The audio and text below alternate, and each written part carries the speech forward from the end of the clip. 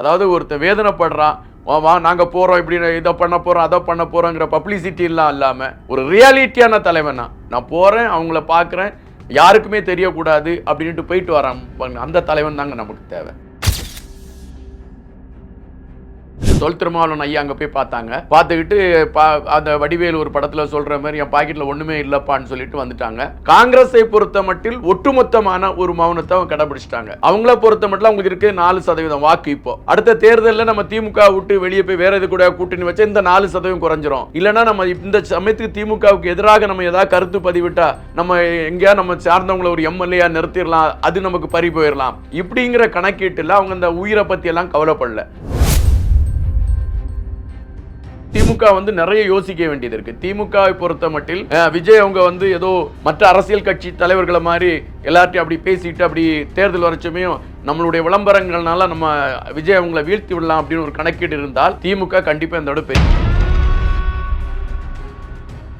எந்த சூழலிலுமே ஒரு பிரச்சனை வருகின்ற பொழுது அந்த பிரச்சனையை தீர்ப்பதற்கான களம் என்ன, அதற்கான நடவடிக்கைகள் என்ன என்கின்ற விடயத்தை எல்லாம் மையப்படுத்தி பயணிக்க வேண்டிய களத்தில் பல நேரங்களில் திமுக இது போன்ற மௌனத்தையே சாதித்து விடுகிறது. ஒருவேளை பொதுமக்களை அவர்கள் பெரிதாக கணக்கிடவில்லையா என்கின்ற கேள்வியும் இங்கு எழும்புகின்றது. அதாவது ஒரு நிர்வாகங்கிறது மக்களுக்கு என்னென்ன பாதிப்பு ஏற்படுதுன்னு புரிஞ்சு அதுக்கான அந்த அதிகாரிகளை மிரட்டக்கூடிய ஒரு களத்தில் இருக்கணும். இங்க அதெல்லாம் கிடையாது. இந்த மந்திரிக்கு யார் நல்லா இருக்கா அவங்கள அங்க நிர்வாகியை போட்டுரு, இவனுக்கு யார் சொந்தக்காரன், இவனுக்கு யார் சொக்காரன், இதெல்லாம் பார்த்து போட்டா இது போன்ற பிரச்சனைகள் வரதான் சார் செய்யும்.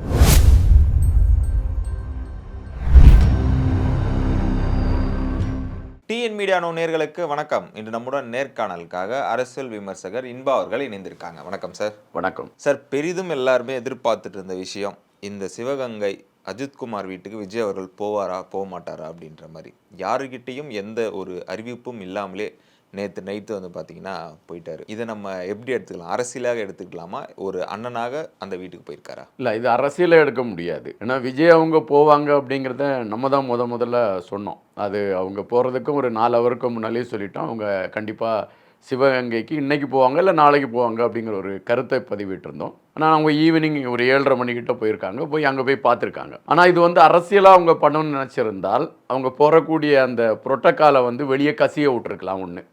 ரெண்டாவது, அதற்கான ஏற்பாடுகளை அங்கே இருக்கக்கூடிய மாவட்ட செயலாளரை கூப்பிட்டு நாங்கள் இப்படி வாரோம், நீங்கள் இந்த ஏற்பாடெல்லாம் செய்யுங்க அப்படின்னு சொல்லியிருக்கலாம். இது எதுவுமே செய்யாமல் அவங்க அந்த கார் அந்த வீட்டுக்கு முன்னால் நிற்கிறது வர வந்திருக்கிறது யாருன்னு அவங்களுக்கு தெரியாது. வீட்டுக்குள்ளே அவர் கார்லேருந்து இறங்கினப்புறம் தான் விஜய் அவங்க வந்திருக்காங்கங்கிற ஒரு பரபரப்பு அந்த வீட்டுக்குள்ளே பற்றிக்கிறது. அதுக்கு பிறகு வெளியே மக்களுக்கெல்லாம் பரவ ஆரம்பிக்குது. கூட்டம் மாறக்குள்ள ஒரு 5 நிமிஷத்தில் அங்கே பேசிட்டு கிளம்பி போகிறாங்க. இங்கே நீங்கள் பார்க்க வேண்டிய விஷயம் 2 தான். முதலமைச்சர் அவர்கள் அந்த தாயோடு அந்த தம்பியோடையும் அவங்க தொலைபேசியில் பேசிட்டாங்க. அதுபோல் எடப்பாடி பழனிசாமி ஐயா அவங்களும் பேசிட்டாங்க. மற்றபடி நிறைய பேர் அந்த வீட்டுக்கு போயிருக்காங்க. அவங்க தொல் திருமாவளவன் போன்றவங்கலாம் போய் ஆறுதல் சொல்லியிருக்காங்க. ஆனால் யாரையுமே எங்களுடைய உறவு என்று அந்த வீட்டுக்காரங்க அடையாளப்படுத்தலை. ஆனால் விஜய் அவங்கள மட்டும்தான் எங்களுடைய அண்ணன் பார்த்தார் என்று ஒரு பதிவு அவங்க போடுறாங்கன்னா, விஜய் அவங்க இன்று தமிழகத்தில் இருக்கக்கூடிய ஒவ்வொரு மக்கள் மத்தியிலும் எவ்வளவு பெரிய ஆதிக்கத்தையும் ஆளுகையும் செலுத்தியிருக்காரு நீங்க பாருங்க. இதுதான் உண்மை. முதலமைச்சர் பேசினாரு, எடப்பாடி பழனிசாமி ஐயா பேசினார், எல்லாருமே பேசினாங்க. ஆனால் அவங்களுக்கெல்லாம் ஒரு அடையாளம். முதலமைச்சர் பேசினாங்க, எதிர்கட்சி தலைவர் பேசினாங்க. ஆனால் விஜய் அவங்கள மட்டும்தான் அண்ணன் எங்களை பார்த்தார் அப்படிங்கிற ஒரு உறவோடு சொல்லியிருக்காங்கன்னா, அப்போ மக்கள் இப்போ ஒரு தெளிவாயிட்டாங்கன்னு நீங்க புரிஞ்சுக்கணும். இதுதான் உண்மை. இப்போ விஜய் அவங்க அது அரசியலாக பண்ணாங்கன்னா, அப்போ அந்த நேரத்திலேயே பத்திரிகையாளரை கூப்பிட்டு நாங்கள் வந்தோம், நாங்கள் பணம் கொடுத்தோம், அது சொன்னோம், அதுன்னு போயிருக்கலாம். இப்போ தொல் திருமாவளவன் ஐயா அங்கே போய் பார்த்தாங்க. பார்த்துக்கிட்டு அந்த வடிவேலு ஒரு படத்தில் சொல்கிற மாதிரி என் பாக்கெட்டில் ஒன்றுமே இல்லைப்பான்னு சொல்லிட்டு வந்துட்டாங்க. வந்துட்டு வெளியே ஒரு அறிக்கை கொடுக்குறாங்க. அரசாங்கம் 1 கோடி ரூபாய் கொடுக்கணும் அப்படின்ட்டு ஒரு அறிக்கையை கொடுக்குறாங்க. ஆனால் விஜய் அவங்க இப்போ ஒரு ஆளுங்கட்சி கொடுக்குதுன்னா அது மக்கள் வரி பணத்தை கொடுப்பாங்க. எதிர்கட்சி கொடுக்குதுன்னா அவங்க சேர்த்து வச்ச பணத்தில் கொடுக்குறாங்க. ஆனால் விஜய் அவங்க உழைத்த தன்னுடைய பணத்திலிருந்து 2 லட்சம் ரூபாய் அந்த நேரத்தில் அந்த பணம் அவங்களுக்கு ஒரு ஆறுதலை கொடுக்காது. பட் ஆனாலும் நான் வந்திருக்கேன், ஒரு அண்ணனாக வந்திருக்கேன், இந்த சூழல் நீங்கள் ரொம்ப உடஞ்சி போயிருப்பீங்க, என்னால் இப்போ என்ன முடியுமோ அதை தரேன் அப்படின்ட்டு தன்னுடைய கையிலேருந்து பணத்தை கொடுத்தாரு. பார்த்தீங்கன்னா அதுதான் ரியாலிட்டியான ஒரு அண்ணன். அதுதான் ரியாலிட்டியான ஒரு அண்ணன். இந்த அண்ணனைத்தான் தமிழகம் எதிர்பார்த்துக்கிட்டு இருக்கு. அதற்கான களத்தை அவர் பிடிச்சிருவாரோ அப்படிங்கிற ஒரு பயத்தில் தான் திமுக போன்ற கட்சிகள் எல்லாம் இப்போ வந்து ரொம்ப பயந்து அவருக்கு எதிரான செயல்பாடுகளை பண்ணிக்கிட்டு இருக்கு. சார், இப்போ என்னதான் விஜய் அவர்கள் போய் பார்த்தாலும் சரி, அங்க இருக்க எம்பியா இருக்கட்டும், மினிஸ்டரா இருக்கட்டும், எல்லாருமே போய் பார்த்துருக்காங்கல்ல. இதுக்கும் நம்ம பேசு பொருளா நம்ம எடுத்துக்கலாம்ல. அதாவது சிவகங்கை நாடாளுமன்ற உறுப்பினர் வந்து ஐயா கார்த்திக் சிதம்பரம் அவங்க. கார்த்திக் சிதம்பரத்தோட அப்பா வந்து சிதம்பரம் அவங்க ஒரு காலகட்டத்தில் வந்து இந்தியாவின் பிரதமராக வர்றதுக்கான தகுதி இருக்கக்கூடிய ஒரு தலைவர் அப்படின்னு பேசப்பட்டவங்க. அவங்களுடைய சொந்த மாவட்டத்தில் ஒரு இழப்பு ஏறிடுது. அந்த இழப்பு நேரிட்ட இழப்புக்கான அந்த அந்த இடத்துல போய் பார்த்து நம்ம என்ன செய்யணும்னு பேசுறதுக்கு இவங்க இல்லை. கார்த்திக் சிதம்பரம் அவங்க நான் திமுகவில் ஏதாவது தவறு நடந்தால் தட்டி கேட்பேன் அப்படிலாம் நிறைய இதில் பேசியிருக்காங்க. இப்போ நடந்திருக்கக்கூடிய இந்த சம்பவத்தில் கார்த்திக் சிதம்பரம் அவங்க மைனஸ். எங்க போனாங்க, என்ன கருத்து பதிவுட்டாங்கன்னு இல்லை. காங்கிரஸை பொறுத்த மட்டில் ஒட்டுமொத்தமான ஒரு மௌனத்தை அவங்க கடைபிடிச்சிட்டாங்க. அவங்கள பொறுத்த மட்டும் அவங்களுக்கு இருக்கு 4% வாக்கு. இப்போ அடுத்த தேர்தலில் நம்ம திமுக விட்டு வெளியே போய் வேற எது கூட கூட்டணி வச்சா இந்த 4% குறைஞ்சிரும். இல்லைன்னா நம்ம இந்த சமயத்துக்கு திமுகவுக்கு எதிராக நம்ம ஏதாவது கருத்து பதிவிட்டா நம்ம எங்கேயா நம்ம சார்ந்தவங்களை ஒரு எம்எல்ஏயா நிறுத்திடலாம், அது நமக்கு பறி போயிடலாம். இப்படிங்கிற கணக்கீட்டில் அவங்க இந்த உயிரை பற்றி எல்லாம் கவலைப்படல. அவங்க வந்து தன்னுடைய அரசியலையும் பதவியை மையப்படுத்திட்டு அமைதியாயிட்டாங்க. இதுதான் அங்க நடந்திருக்கு. அந்த தொகுதியின் நாடாளுமன்ற உறுப்பினரே சொல்லாத பட்சத்தில் விஜய் அவங்க அங்க போய் இவ்வளவு தூரம் பண்ணியிருக்காங்கன்னா அது வந்து நம்ம அதை எப்படி பார்க்குறேன்னு என்னால் புரிய முடியல. முன்னுமில்லை அது பேசும் சமயம் மேல் அந்த நமக்கு மெய்சில் இருக்குது. ஒரு தலைவன்னா இப்படி தான் இருக்கணும். அதாவது ஒருத்தர் வேதனைப்படுறான், வா நாங்கள் போகிறோம், இப்படி இதை பண்ண போகிறோம் அதை பண்ண போகிறோங்கிற பப்ளிசிட்டிலாம் இல்லாமல் ஒரு ரியாலிட்டியான தலைவனா நான் போகிறேன், அவங்கள பார்க்குறேன், யாருக்குமே தெரியக்கூடாது அப்படின்ட்டு போயிட்டு வரான், அந்த தலைவன் தாங்க நமக்கு தேவை. மு.க. ஸ்டாலின் அவங்க வந்து இப்போ அந்த அஜித் அவங்களுடைய மரணத்துக்கு தொலைபேசியில் பேசினாங்க. ஆனால் இதே இது பிரச்சனை வந்து சாத்தாங்குளத்தில் நடந்துச்சு. சாத்தாங்குளத்தில் ஒரு 2 பேர் அப்பாவும் மகனையும் கொண்டுட்டாங்க, காவல்துறை தான். அப்போ அதை கொன்ன சமயம் வந்து எடப்பாடி பழனிசாமி ஐயா வந்து ஆட்சியில் இருக்காங்க. உடனே ஸ்டாலின் அவங்க வந்து ஏன் எடப்பாடி பழனிசாமி அவங்க வந்து அந்த இடத்துக்கு வரல அப்படின்னு சொல்லி அவங்க பெரிய கருத்துக்கள் பண்ணிச்சு. திமுக இதை மையப்படுத்திய ஒரு போராட்ட களத்தை எடுத்து பெருசாக அதை கொண்டு போனாங்க. அது ஒரு நீதிக்காக போராடுகின்ற ஒரு போராட்ட களம் என்று கூட எடுத்துக்கொண்டால் கூட அது அவங்க அதை பெருசு பண்ணாங்க, ஒரு அரசியல் களத்தோடு தான் அவங்க பெருசு பண்ணாங்க. ஆனால் இங்கே அவங்க போகலை.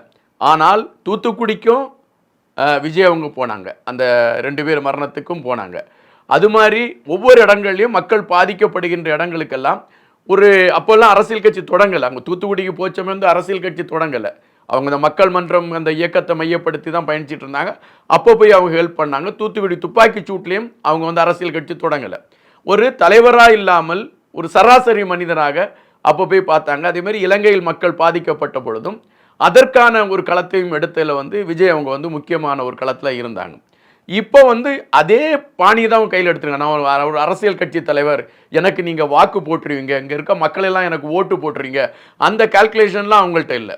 பாதிக்கப்பட்டிருக்கான் ஒரு குடும்பம், அதுவும் ரொம்ப கஷ்டப்பட்ட ஒரு குடும்பம், திடீரென்று பாதிக்கப்பட்டிருக்கு. அது பெரிய அதிர்வலைகளை ஏற்படுத்துது. நான் இந்த மண்ணில் பிறந்திருக்கக்கூடிய ஒரு தனி மனிதன், எனக்கு அந்த குடும்பத்தோடு கைகோர்க்க வேண்டும் என்கின்ற ஒரு நினைப்பில் அவர் போயிருக்காரு. அந்த நினைப்பின் வெளிப்பாடு தான் அண்ணன் ஆனார் அவர். உங்களுக்கு தெரியுது. அதனால தான் அவரை வந்து அவங்க அண்ணன் ஏற்றுக்கிட்டாங்க.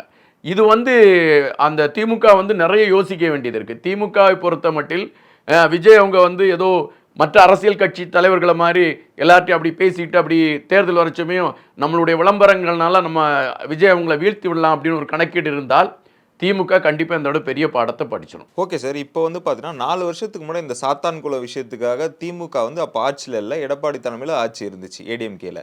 அப்போது திமுக வந்து இந்த விவகாரத்தை ரொம்ப பெரிய இஷ்யூ ஆக்கி ஆட்சி அமைச்சாங்கன்றது மாதிரி கூட நம்ம சொல்லலாம். விஜய் அவர்கள் வந்து இந்த ஆட்சி அமைக்கிறதுக்கான வியூகத்தை கையில் எடுப்பாரா? இப்போ நீங்கள் பார்த்தீங்கன்னா இதில் ஒரு இப்போ பரவலாக பேசப்பட்டுக்கிட்டு இருக்க ஒரு செய்தி என்னன்னா, விஜய் அவங்களுடைய கட்சி வந்து ஒரு போராட்டத்தை அறிவிச்சாங்க. இந்த இதை மையப்படுத்தி ஒரு போராட்டம் நம்ம எழும்பூரில் இன்னைக்கு, அதாவது 3 ஆமாம் இன்னைக்கு நடைபெறுவதா இந்த போராட்டம் நடைபெறுவதா இருந்துச்சு. இந்த போராட்டத்துக்கு வந்து காவல்துறை வந்து அனுமதி கொடுக்கல. அது ஏன் கொடுக்கல அப்படிங்கச்சமே அது வெளியே ஒரு கசிஞ்சுக்கிட்டு இருக்க ஒரு செய்தி. காவல்துறைக்கு வந்து உளவுத்துறை சார்பாக ஒரு செய்தி போயிருக்கு. அதாவது கடந்த காலகட்டத்தில் வந்து சாத்தான்குளம் அந்த இரட்டை கொலையை மையப்படுத்தி திமுக எடுத்த நகர்வுகள் திமுகவுக்கு வந்து ஒரு பெரிய வளர்ச்சி அரசியல் களத்தில் உருவாக்கி கொடுத்துருச்சு.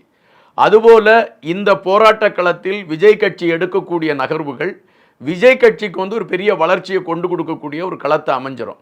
எனவே இதை கொஞ்சம் நீர்த்து போக செஞ்சா, இன்னைக்கு போராட்டம் நடத்துறத வேறொரு காரணங்களை சொல்லி கொஞ்சம் நீர்த்து போக செய்து விட்டால் விஜய் அவங்களுடைய கட்சி போராட்டம் நடத்துகின்ற பொழுது இந்த பிரச்சனை நீர்த்து போன ஒரு பிரச்சனையாக பார்க்கப்படும் அப்படிங்கிற ஒரு கணக்கீட்டில் தான் அவங்க வந்து இந்த டைம் மாற்றி வச்சிருக்காங்க அப்படிங்கிறது ஒரு செய்தி உலா வந்துகிட்டு இருக்கு. இந்த செய்தி என்னை பொறுத்த மட்டில் இந்த செய்தி உண்மையாக இருப்பதற்கான வாய்ப்புகளும் இருக்கிறது.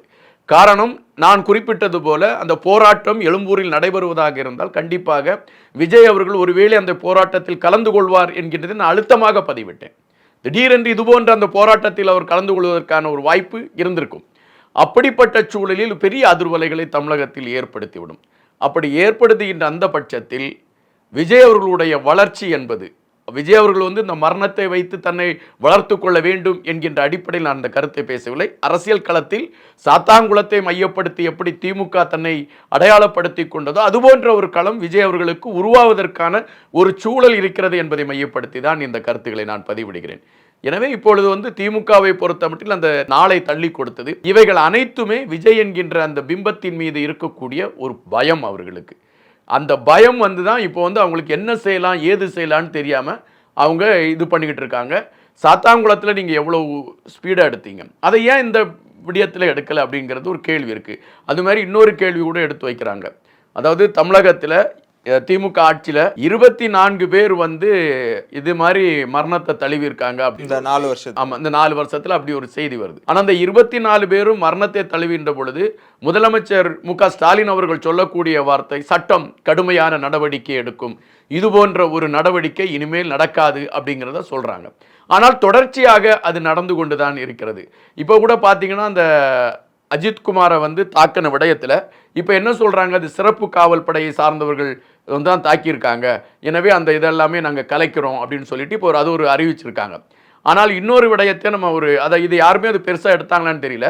அந்த வீடியோ எடுத்த காணொலி எடுத்த ஒரு நண்பர் இருக்கார், அவர் வந்து இப்போ பயந்து எனக்கு யாராவது பாதுகாப்பு கொடுங்க அப்படின்னு ஒரு கேள்வி அவர் வச்சு அவர் இப்ப பத்திரிகையில அவர் பேசிக்கிட்டு இருக்கிறார். இல்ல சார், அவர் நீதிபதிகிட்ட கேட்டு நீதிபதி கூட கொடுத்தாச்சு, அரசு கொடுக்கல. அவர் இப்ப பத்திரிகையாளர்கிட்ட கேட்கிறார், எனக்கு நீங்க பாதுகாப்பு கொடுக்கக்கு வழி செய்யுங்க அப்படின்னு அவர் கேட்கிறாரு.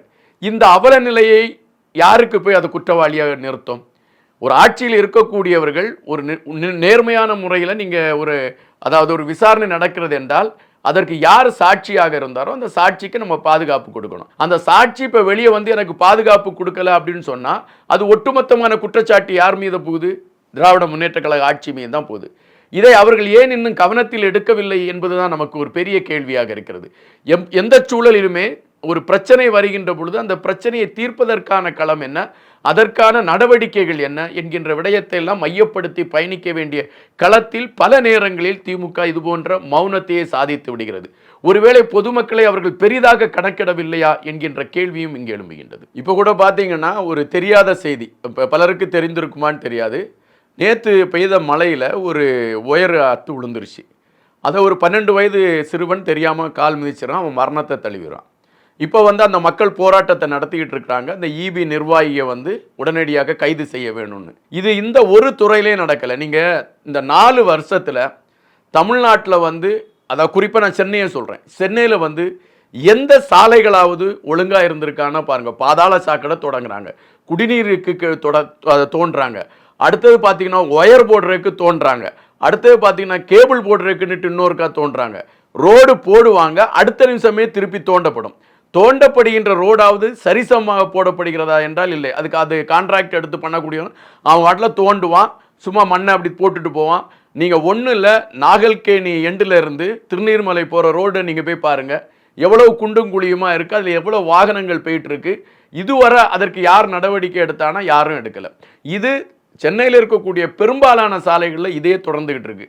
இப்போ என்னென்னா இபி அடுத்து ஆரம்பிச்சாச்சு, இனி நிறைய வரும்.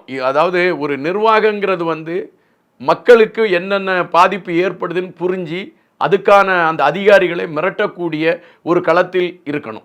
இங்கே அதெல்லாம் கிடையாது. இந்த மந்திரிக்கு யார் நல்லா இருக்கா அவங்கள அங்கே நிர்வாகியை போட்டுரு, இவனுக்கு யார் சொந்தக்காரன், இவனுக்கு யார் சொக்காரன், இதெல்லாம் பார்த்து போட்டால் இது போன்ற பிரச்சனைகள் வரதான் சார் செய்யும். இதுக்கெல்லாமே ஒரு மாற்றம் வரணும்னு தான் இப்போ தமிழக மக்கள் நினச்சிக்கிட்டு இருக்காங்க. அந்த மாற்றத்திற்கான ஒரு திசையை பனையூர் இப்போ எழுதிக்கிட்டு இருக்கு. கண்டிப்பாக பனையூரில் இருக்கக்கூடிய கொடி கோட்டையில் பறப்பதற்கான வாய்ப்பு இருக்கிறது. அப்படி பறக்கின்ற பொழுது இது போன்ற விடயங்கள் மாற்றப்படுவதற்கான ஒரு களம் அமையும். எங்களோடு இணைந்து பல்வேறு தகவலை பயந்ததற்கு மிக்க நன்றி சார். வணக்கம்.